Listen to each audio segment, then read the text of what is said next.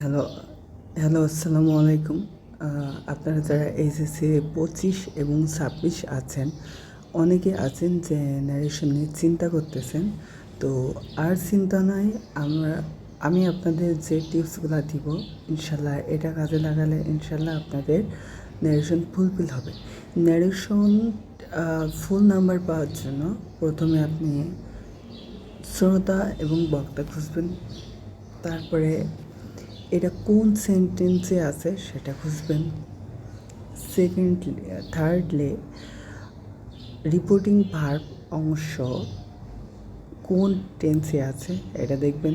তারপরে এর মধ্যে স্পেশাল কোনো চেঞ্জ যেমন নাও থাকলে দেন, উইল থাকলে উড, এগুলো আছে কিনা। তারপরে আপনারা যেরকম আরও স্পেশালি কিছু আছে যেগুলো ছাড় থাকলে রেসপেক্টফুলি, এরকম এই ধরনের চেঞ্জ দেখবেন। এবং সবথেকে গুরুত্বপূর্ণ বিষয় হচ্ছে আপনারা এটা করার আগে মিনিংসটা আগে দেখুন যে আসলে কী মিনিংস দিচ্ছে। এটা বাংলা থেকে ইংরেজি করেও কিন্তু আমাদের ভালোভাবে সলভ করা যায়। তো আমি আপনাদেরকে অ্যাসার্টিভ সেন্টেন্সের রুলসগুলো আপনাদেরকে দেখাচ্ছি। এই যে